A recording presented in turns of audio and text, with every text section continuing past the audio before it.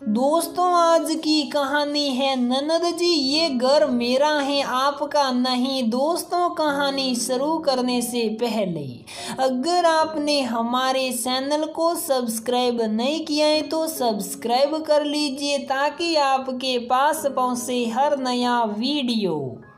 इसमें कोई शक नहीं कि बेटी का रिश्ता तय करते वक्त माँ बाप इस बात पर ज्यादा गौर करते हैं कि कहीं लड़के की बड़ी बहन अविवाहिता तो नहीं।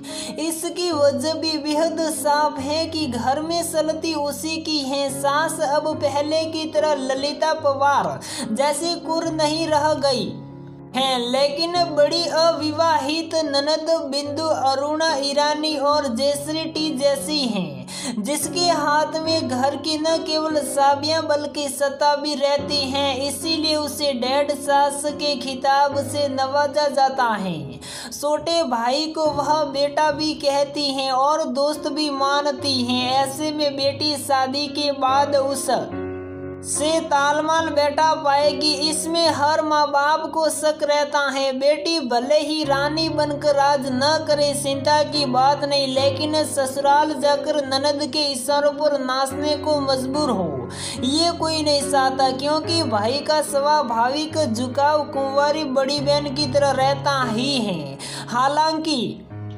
इसके पीछे उसकी मंशा ये रहती है कि दीदी को एक अच्छी सहेली और छोटी बहन मिल जाएगी, लेकिन अधिकतर मामलों में ऐसा होता नहीं है, क्योंकि पत्नी और बहन दोनों उस पर बराबरी से हक जमाते हुए कुछ दिनों बाद बिल्लियों की तरह लड़ती नजर आती हैं। भावनाओं को समझना मुश्किल। भोपाल के 32 वर्षीय बैंक अधिकारी विवेक की बड़ी बहन 36 वर्षीय प्रेरणा की किन्हीं वजहों की चलते शादी नहीं हो पाई थी।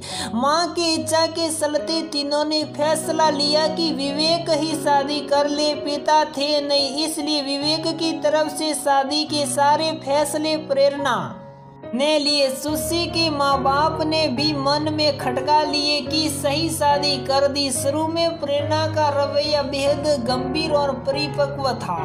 उसने पूरे उत्साह और जिम्मेदारी से शादी संपन्न कराई और सुत्ती को भाभी के बजाय छोटी बहन ही कहा। 2-4 महीने ठीक ठाक गुजरे। सुची भी बैंक कर्मी थी, लिहाजा हनीमून से लौटने के बाद उसने अपनी नौकरी पर जाना शुरू कर दिया। एक बात उसने न चाहते हुए भी नोटिस की कि पूरे हनीमून के दौरान विवेक दीदी की बातें ज्यादा करता था कि पापा के असामयिक निधन के बाद मम्मी बिल्कुल टूट गई थी और बिस्तर पर पड़ गई थी, तो उनकी देखभाल के लिए दीदी ने शादी नहीं की, क्योंकि उस वक्त वह पढ़ रहा था। विवेक की नज़र में दीदी का ये त्याग अतुलनीय था। सुशी उसकी भावनाओं को समझ रही थी, लेकिन ये बात उसे खटक रही थी कि नैनीताल वे दीदी के त्याग का पुराण बांचने आए हैं या फिर रोमांच करते हुए एक दूसरे को समझने। भोपाल लौटते ही बात हो गई और सारों अपनी दिनचर्या में व्यस्त हो गए। बहू बेटा और बेटी साथ खाने बैठते थे तो माँ खुश हो जाती थी। हर समय सुशी की तारीफ करती रहती थी कि उसके आने से घर में रौनक आ गई है। उलट इसके विवेक का पूरा ध्यान प्रेरणा पर रहता था कि ऐसी कोई बात न हो जो दीदी को बुरी लगे। हर बात में दीदी उसकी प्राथमिकता में रहती थी।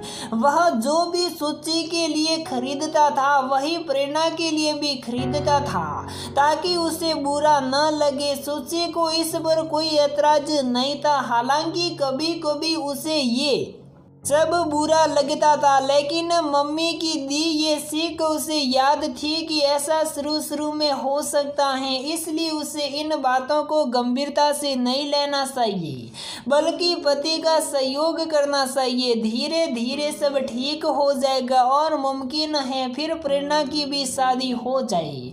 कहाँ होती है सुख, मगर ऐसा हुआ नहीं, उल्टे दिक्कत उस वक्त शुरू हो गई जब दिन भर घर में खाली बैठी रहने वाली प्रेरणा सुशी के कामों में मीन मेक निकालने लगी और विवेक दीदी के लिहाज में चुप रहा। यहाँ तक भी सुशी कुछ नहीं बोली, लेकिन ननद का व्यवहार और घर में एक सत्र दबदबा उसे अकड़ने लगा। घर में क्या आना है, रिश्तेदारी कैसे निभानी है जैसी बातें प्रेरणा ही तय करती थी। और तो और आज सब्जी कौन सी बनेगी ये फैसला भी वही लेती थी।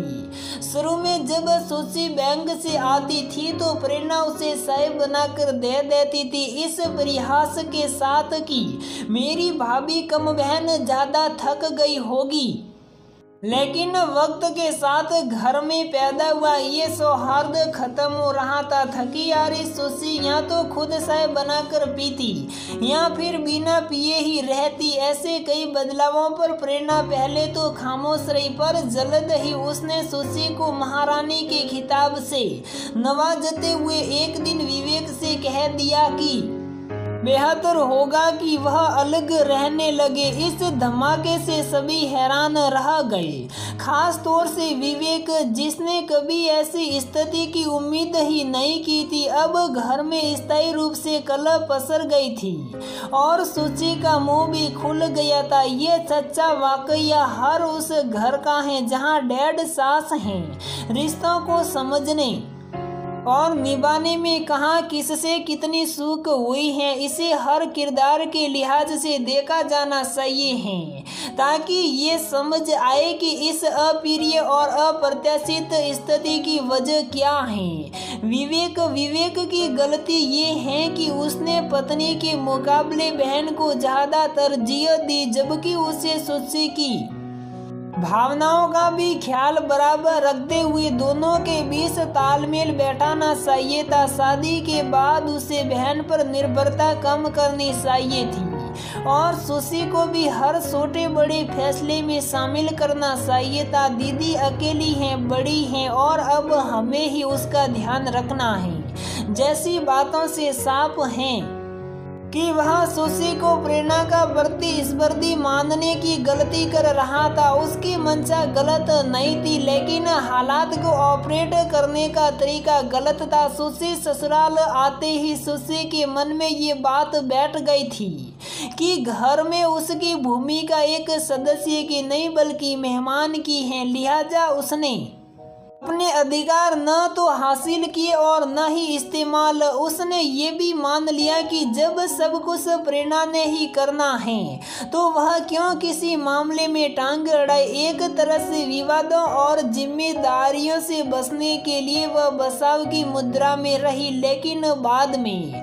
प्रेरणा के ताने सुनकर आपा खो बैठी। प्रेरणा शुरू में प्रेरणा की भूमिका अभिभावक की थी, लेकिन असुरक्षा के चलते वह खुद की तुलना सुशी से करने की गलती कर बैठी। खासी पढ़ी लिखी प्रेरणा ये नहीं समझ पाई कि विवेक और सुशी को एक दूसरे को समझने के लिए नजदीकियां और एकांत चाहिए और इसमें उसे आड़े नहीं आना चाहिए। उसने सुशी को न भाभी समझा और न ही बहन मान पाई। माँ की तटस्थ भूमिका का खामियाजा सभी भुगत रही हैं, जिन्होंने हालात को भापने के बाद भी दखल नहीं दिया जो देना जरूरी था। बेटी की परेशानी के सामने उन्हें बहू की परेशानी समझ नहीं आई और वे चुप रही।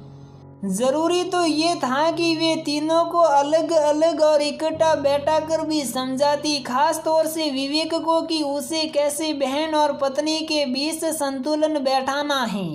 अब सुशी प्रेग्नेंट हैं और मायके में रह रही हैं। उसके मम्मी पापा को भी समझ नहीं आ रहा है कि ऐसी हालत में क्या किया जाए। अगर विवेक को ज्यादा समझेंगे तो वह भड़क भी सकता है। हालांकि वह हर सप्ताह सुशी से मिलने आता है और उसे समझाता है कि कुछ दिनों में सब ठीक हो जाएगा। दीदी ने तो गुस्से में अलग होने की बात कह दी है, लेकिन सुशी को लगता है कि अब कुछ ठीक नहीं होगा और होगा तो तभी जब डैड सास की शादी हो जाएगी।